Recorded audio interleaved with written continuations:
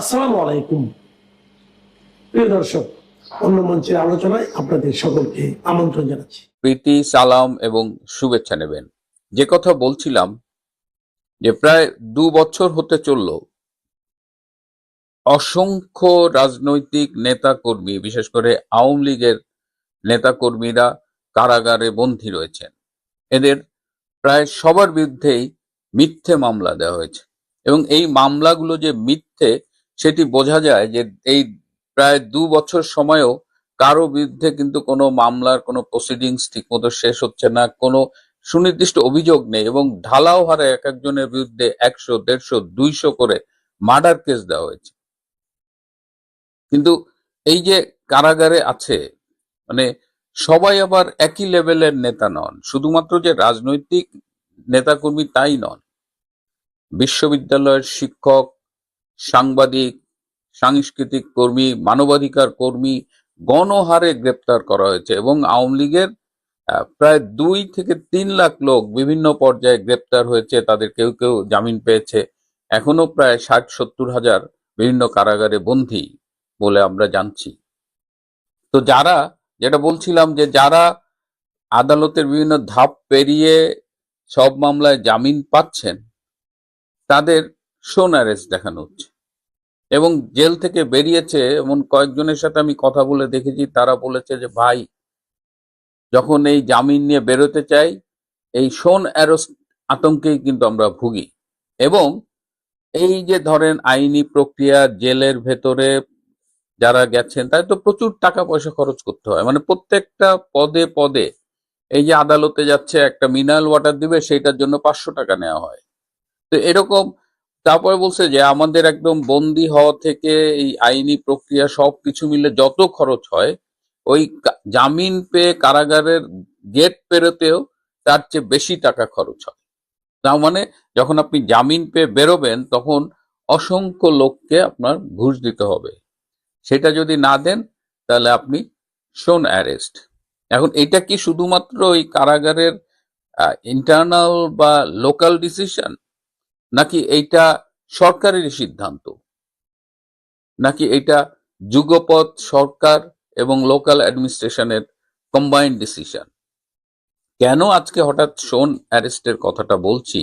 কারণ গতকাল 16ই জুন মঙ্গলবার মাননীয় প্রধানমন্ত্রী তারেক রহমান, তিনি বাংলাদেশ চীন মৈত্রী সম্মেলন কেন্দ্রে বিএনপির বিটের সাংবাদিকদের সাথে মত বিনিময় করেছেন, একটা মিটিং করেছেন এবং সেই মিটিংয়ে তিনি একটা ভাইটাল কথা বলেছেন। আপনারা জানেন যে 2007 সালে 1/11-এ তিনি গ্রেপ্তার হয়েছিলেন এবং তখন তার উপরে শারীরিক নির্যাতন করা হয়েছিল। সেনাবাহিনীর কিছু সদস্য তাকে এমন ভাবে নির্যাতন করেছিল যে তার পেছনের মেরুদণ্ডের হাড় ভেঙে গিয়েছিল। তিনি নিজেই সেটা বলেছেন। এবং তারপরে যেটা হলো যে তার সেই চিকিৎসাটা ঠিকমতো হয় নাই এবং তিনি গতকাল যেটা বললেন সেটা হলো যে এখন আমি চাইলেই তো প্রতিশোধ নিতে পারি, কারা এটা করেছে, কারা আমাকে নির্যাতন করেছে, কিন্তু প্রতিশোধ নিলে তো আমার হাড় জোড়া লাগবে না বা ব্যথা কমবে না। এবং এ কারণে তিনি বলছেন যে প্রতিহিংসার রাজনীতি থেকে বেরিয়ে আসতে হবে এবং তিনি তার নেতাকর্মীদেরও এই মেসেজটা দিতে চান সাংবাদিকদের মাধ্যমে। Fair enough. তো এখন কথা হলো যে বাংলাদেশে বর্তমানে কারাগারে কি চলছে। বাংলাদেশে শোন অ্যারেস্ট আতঙ্কের বাইরেও যারা কারাবন্দী রয়েছে, তাদের চিকিৎসার নামে কি চলছে। আমি খোঁজ নিয়ে জেনেছি, এখন যেটা হয় যে অনেক জেলে যারা আছেন তাদের আত্মীয় স্বজন আমার সাথে যোগাযোগ করেন, যাদের বিভিন্ন ক্রনিক ডিজিজ আছে, বিশেষ করে যাদের ডায়াবেটিস আছে এবং অনেক বয়স্ক বন্দী রয়েছেন, তাদের ডায়াবেটিস স্বভাবতই একটু কমপ্লিকেটেড, তারা কেউ ঠিকমতো ডায়াবেটিসের চিকিৎসা পাচ্ছেন না। সাংবাদিক মোজাম্মেল বাবু, তিনি প্রোস্টেট ক্যান্সারের জন্য অপারেশন করে এসেছিলেন। প্রোস্টেট ক্যান্সারের পর একটি দীর্ঘ চিকিৎসা প্রক্রিয়া থাকে, কেমোথেরাপি থাকে, আরো অনেক ধাপ থাকে, সেই চিকিৎসা তিনি ঠিকমতো পাননি। সাংবাদিক শ্যামল দত্ত, তিনি স্লিপ অ্যাপনিয়া সহ নানান জটিল রোগে ভুগছেন, ঠিকমতো চিকিৎসা পাচ্ছেন না। মানবাধিকার কর্মী শাহরিয়ার কবির, তিনি প্রবীণ সিনিয়র রেসিডেন্ট অনেকগুলো অসুখে ভুগছে, তাকে মানে কোনো লিগ্যাল প্রসিডিংস ছাড়া তাকে মিথ্যা মামলায় আটকিয়ে রাখা হয়েছে। আমির হোসেন আমু আওয়ামী লীগের সিনিয়র লিডার এবং অত্যন্ত সম্মানিত একজন রাজনৈতিক নেতা, তাকে এই বয়সে মিথ্যা মামলায় কারাগারে ঢুকতে হচ্ছে এবং তার চিকিৎসাও ঠিক মতো হচ্ছে না। আমাদের ডাক্তার মোস্তফা জালাল মহিউদ্দিন, আমি খবর পেলাম যে তিনি যখন কারাগারে ছিলেন তখন তার স্ত্রী মারা গেছে এবং তারপর থেকে তিনি শারীরিকভাবে তো তার অনেকগুলো জটিলতা আছে, তিনি মানসিকভাবেও অনেক জটিলতায় ভুগছেন, মানসিকভাবে ভেঙে পড়েছেন এবং তার আচরণগুলো মানে ইট নিডস ট্রিটমেন্ট। সোজা কথায় ঢাকা বিশ্ববিদ্যালয়ের প্রফেসর আবুল বারাকাত সব মামলায় জামিন পেলেন, শোন অ্যারেস্ট। প্রাক্তন বিচারপতি খায়রুল সাহেব সব মামলায় জামিন পেলেন, শোন অ্যারেস্ট। ঢাকা বিশ্ববিদ্যালয়ের শিক্ষক প্রফেসর শিবলি রুবায়াত দুদকের মামলায় আটক আছেন, কোনো কোনো ডেভেলপমেন্ট নাই। আমি বুঝতে পারি না যে বিশ্ববিদ্যালয়ের শিক্ষকরা যে আটক আছেন, বর্তমান ঢাকা বিশ্ববিদ্যালয়ের অন্য শিক্ষকরা কি করছেন? তারা কি রাজনৈতিক প্রতিহিংসা প্রতিশোধ নিচ্ছেন? ডক্টর কলিমুল্লাহ তিনি জামিন পেলেন, এখন তিনি বেরিয়েছেন কিনা এখন পর্যন্ত আমি খবর পাইনি। তো এই যে শোন অ্যারেস্ট, এই যে আইনকে আটকে রাখা, চিকিৎসা বঞ্চিত করা, এটা কি রাজনৈতিক প্রতিহিংসা নয়?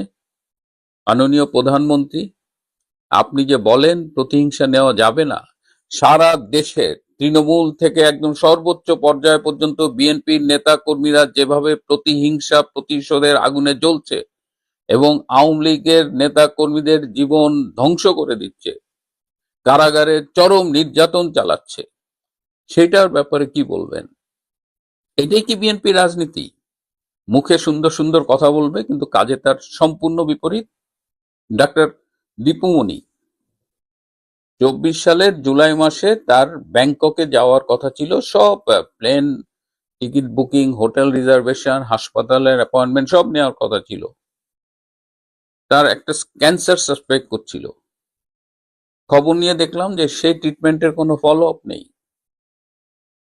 তাহলে এগুলো প্রতিহিংসা নয় তো কি? শোন অ্যারেস্টের নামে কি চলতেছে?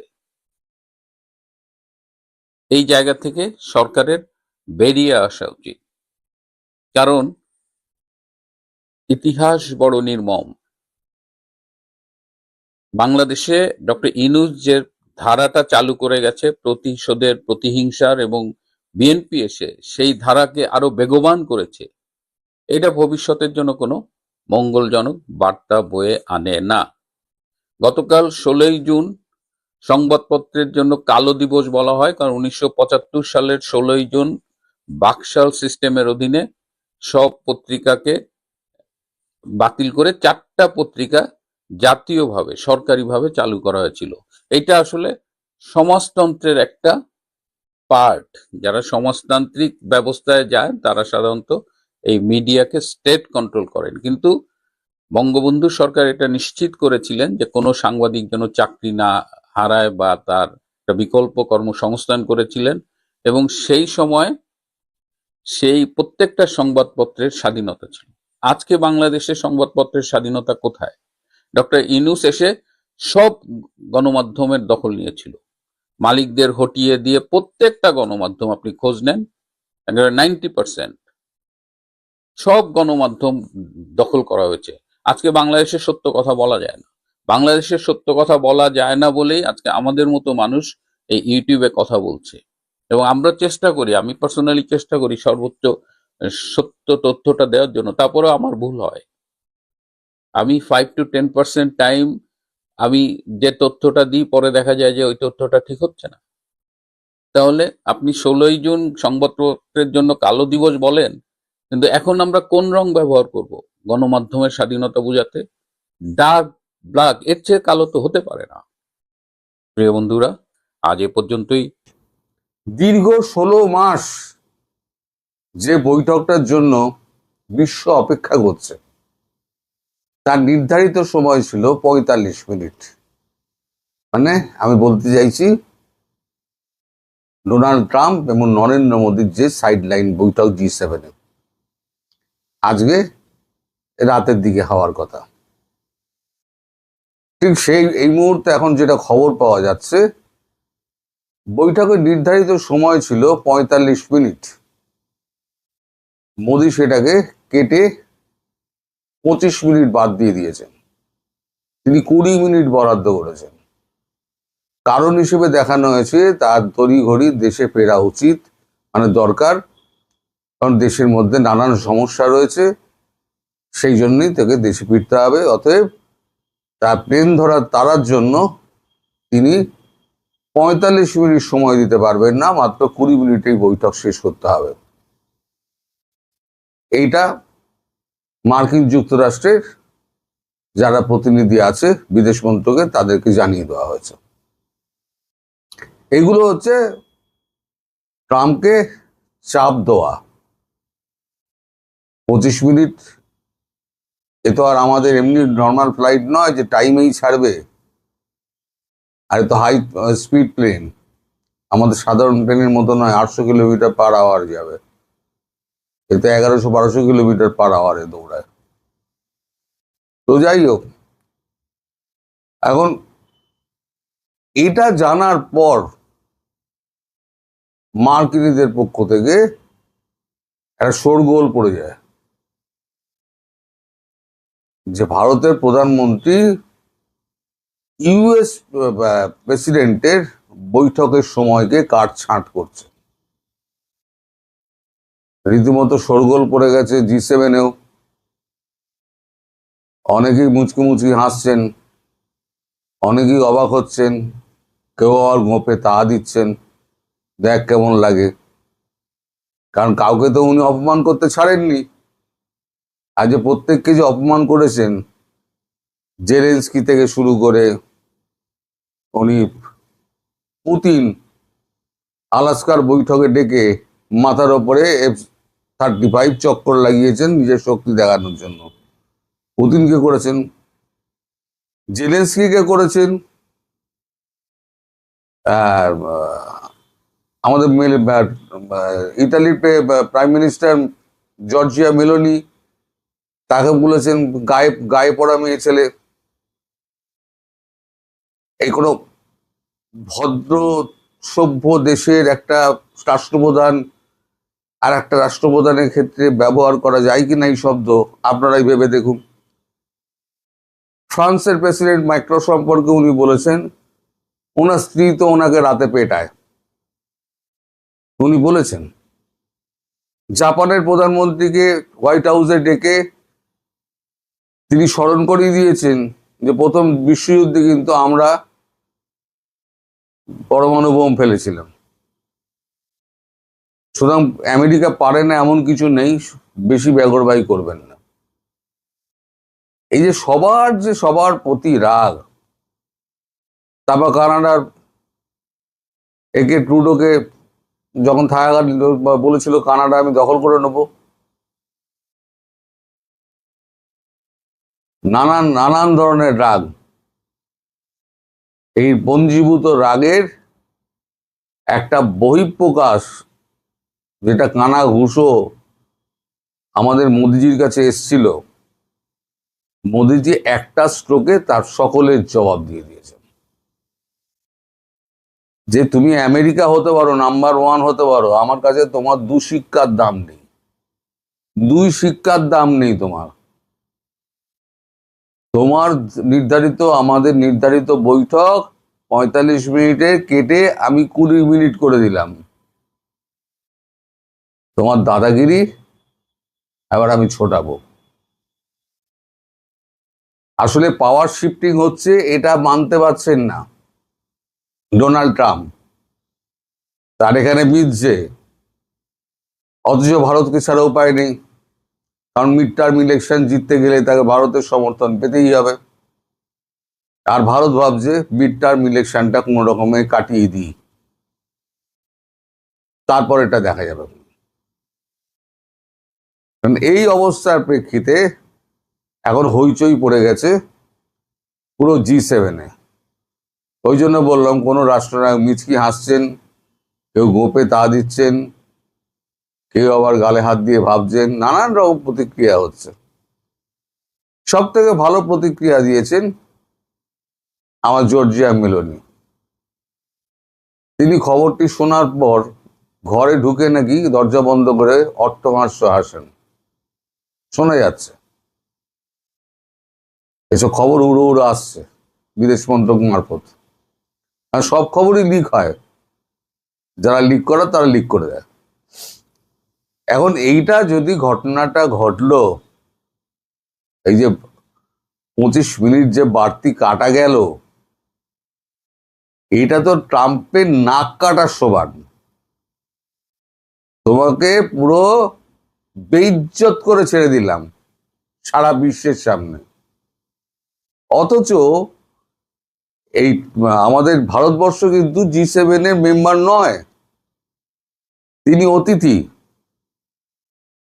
এবং শুরু থেকে ট্রাম্পের মানে প্রতি তার যে মনোভাব, সেই মনোভাবটা ট্রাম্প দেখেই ট্রাম্প বুঝে গেছেন যে এখানে এত তাড়াতাড়ি চানা গলবে না।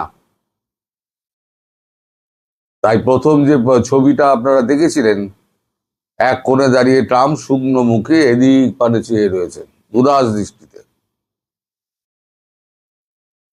একটা মানুষের বুকের পাটা কতটা থাকতে পারে, তিনি G7-এর বৈঠকে ফ্রান্সের বুকে দাঁড়িয়ে যারা উদ্যোক্তা গোষ্ঠী G7-এর, তাদের যে সব থেকে বড় শক্তি, তার বৈঠককে 25 মিনিট কেটে দিলেন, কোনো উত্তর দিতে পারবেন না। ট্রাম্প বাহাদুর কোনো উত্তর দিতে পারবেন না, কারণ তিনি সারা পৃথিবীর লোককে অপমানিত করেছেন, তাদেরকে পায়ের তলায় দাবিয়ে রাখার চেষ্টা করেছেন, মাদুরোকে তুলে এনেছেন, একে বাইডেন প্রশাসন এতে ঝামেলাটা লাগিয়ে দিল ইউক্রেন রাশিয়ায়, সেখানে গন্ডগোলটা করলো, যেটা এখন বহমান আছে মানে ট্রাম্পের কল্যাণে। কিন্তু ট্রাম্প বেরোতে চাইলেও ইসরায়েল বেরোতে দেবে না, কারণ ইসরায়েলের শক্তি হচ্ছে এইটাই যে আমেরিকাতে তাদের যত স্থপতি রয়েছে এবং বিগ শটগুলো, বিগ কোম্পানিগুলো যেগুলো রয়েছে, যত বিগ কোম্পানি আপনি বলুন, সব কিন্তু হচ্ছে ইসরায়েলের। যদি এক এক করে ইসরায়েল সরাতে শুরু করে আগামী 2 বছরের মধ্যে, তাহলে পরে কিন্তু ট্রাম্প বাহাদুরের অবস্থা, আমেরিকার অবস্থা খারাপ। ট্রাম্প বাহাদুর তো সাময়িক আছেন, যে 4 বছর বাদে আবার অন্য কেউ আসবে, তার অবস্থা মানে আমেরিকার অবস্থা খারাপ। এদিকে একটা ছোট ঘটনা ঘটেছিল, যেটা আমি উল্লেখ করতে ভুলে গেছিলাম। কাল যখন এইসব ওই সেনাপ্রধানদের সঙ্গে মিটিং এর পর যখন শেষ হয়ে যায়, লাঞ্চের আগে মিটিং যখন শেষ হয়ে যায়, তারপরে উনি রওনা হওয়ার ঠিক আগে বেঞ্জামিন নেতানিয়াহুর ফোন আসে। নেতানিয়াহুর সঙ্গে তার একটা দীর্ঘ কথাবার্তা হয়। কি কথাবার্তা হয়েছে তা তো জানা যায়নি। সম্ভবত নেতানিয়াহু এই ট্রাম্প মানে বৈঠক থেকে ট্রাম্প মোদির বৈঠকের পর প্লেনে চড়ে ভারতবর্ষে আসার পর হয় তিনি আবার ইসরায়েল যাবেন, অথবা নেতানিয়াহু দেখবেন খুব শিগগিরই ভারতবর্ষে আসবে। মানে আমেরিকাকে প্যাচে ফেলা কি করে যায় আরো, তার জন্য নেতানিয়াহু তার বিশ্বস্ত বন্ধু ভারতের প্রধানমন্ত্রীর দ্বারস্থ হবেন। এবং খুব একটা অবাক হবেন না যদি দেখেন 2-3 বছরের মধ্যে মানে ওই আমেরিকান কোম্পানিগুলো, সে আপনার হোয়াটসঅ্যাপ থেকে, ফেসবুক থেকে, ইউটিউব থেকে শুরু করে, তারপরে তো আপনার ফিউচার যা যা আছে, সব কিন্তু হচ্ছে ওই ইসরায়েলের। 2-3 বছরের মধ্যে হয়তো ভারতবর্ষে শিফট করে দিতে পারে। তাহলে আমেরিকা খোকলা হয়ে যাবে। মানে আমেরিকাকে ভেতরে ভেতরে খোকলা করে দাও, ভেতরে ভেতরে মানে একদম একই ঋণের চাপ, তারপর একেবারে ভেতরে ভেতরে খোকলা করে দাও। এটা হয়তো ভবিষ্যতে হতে পারে। আজকে আমি বলে দিলাম, এটা ভবিষ্যতে মিলিয়ে নেবেন যেটা এটা হতে চলেছে। নরেন্দ্র মোদী এত তড়িঘড়ি এইরকম বড় সিদ্ধান্ত নিতে পারতেন না। নিশ্চয়ই ভেতরে ভেতরে অনেক বড় খেলা চলছে, এবং সেটা হবে ট্রাম্পের নাকের ডগায় হবে, এবং নাকটা আর একবার কাটা যাবে। তবে কি হয় দেখা যাক, মিটিংটাই কি হয় সেটাই বা দেখা যাক। এখন 20 মিনিটের মিটিংটা যদি এখন 10 মিনিটে শেষ করে দেন, সেটাও অসম্ভব হওয়ার কিছু নেই। মানে কোনো কিছু অবাক হবেন না। এখন মোদি যেভাবে চালিয়ে খেলছেন, 4-6 মারছেন, কোনো কিছুই অবাক হওয়ার কিছু নেই। সংসদে একটা মেয়ে ইংরেজিতে কথা বলছে, কিন্তু আপনি হাসছেন কেন? সবাই হাসাহাসি করছেন। আচ্ছা বলুন তো, সে যতটুকু ইংরেজি বলেছে সেটা কি আমরা সবাই বলতে পারি? সে তো সাহস করেছে, থ্রো করেছে, তাই না? ধরেন এই যে গোলাম মাওলা রনি তো তার পর্যায়ে যারা সমাজে প্রতিষ্ঠিত, তার মধ্যে সবচেয়ে বেশি পড়াশোনা করা, আমি তো তার চেয়ে বেশি পড়াশোনা করা লোক দেখি না। যদিও গোলাম মাওলা রনি তার পড়াশোনা হলো ইসলামের ইতিহাস কেন্দ্রিক, ফলে ইসলামের ইতিহাস কেন্দ্রিক পড়াশোনা করাতে গোলাম মাওলা রনি পরিপূর্ণ মানুষ হতে পারলো না, কিন্তু তারপরেও তাকে আমি অনেক সুনাম করি। সে কিন্তু বাংলাদেশে যারা তার পর্যায়ে প্রতিষ্ঠিত এদের মধ্যে সবচেয়ে বেশি পড়াশোনা করে। এই গোলাম মাওলা রনি যখন ভিডিও করে, সে মাঝে মাঝে ইংরেজি বলার চেষ্টা করে। আজ পর্যন্ত তার কোনো ভিডিওতে আমি একটা ইংলিশ ফ্রেজিং শুদ্ধ হতে দেখি নাই, প্রত্যেকটাতে ভুল করে। যদি গোলাম মাওলা রনি প্রতিটা ফ্রেজিং এ ভুল করে, তাহলে সমাজে সার্বিকভাবে ইংরেজি বলার অবস্থানটা কোথায়? বাংলাদেশে ইংরেজি বলা ফ্লুয়েন্টলি ইংরেজি বলতে পারে একমাত্র, আমি যতদূর দেখেছি, যারা ঢাকার ইংলিশ মিডিয়াম স্কুলগুলোতে পড়ে। কিন্তু এই বাচ্চা কাচ্চাদের তো একটা সীমাবদ্ধতা আছে, তাই না? ধরুন আমাদের পররাষ্ট্রমন্ত্রী রজার খলিল কিংবা খলিলুর রহমান, ডক্টর খলিলুর রহমান, তার ইংরেজি দেখেন। ফরেন মিনিস্ট্রিতে একটা মানুষ যখন ইউএন সিস্টেমে চলে যায়, কাজ করতে যায়, চাকরি করতে যায়, এই পুরো ফরেন মিনিস্ট্রির কিন্তু আর কোনো অর্জন নাই। যদি একটা ছেলে বা মেয়ে ভালো ইংরেজি কথা বলতে পারে, আর কিচ্ছু না। এইটা হলো তার সর্বোচ্চ অর্জন আমাদের কনটেক্সটে। আপনি খলিল সাহেবের ইংরেজি আমি যতটুকু দেখেছি, আমি তো দেখলাম যে তার কোনো উন্নতি নেই স্পিকিং এ। আমাদের অনেক অফিসার আছে যারা ইউএন সিস্টেমে কাজ করে, তারা তার চেয়ে অনেক ভালো ইংরেজি বলতে পারে। চিন্তা করুন তো, খলিল সাহেব যদি এত বছর 30-40 বছর ইউএন সিস্টেমে থেকে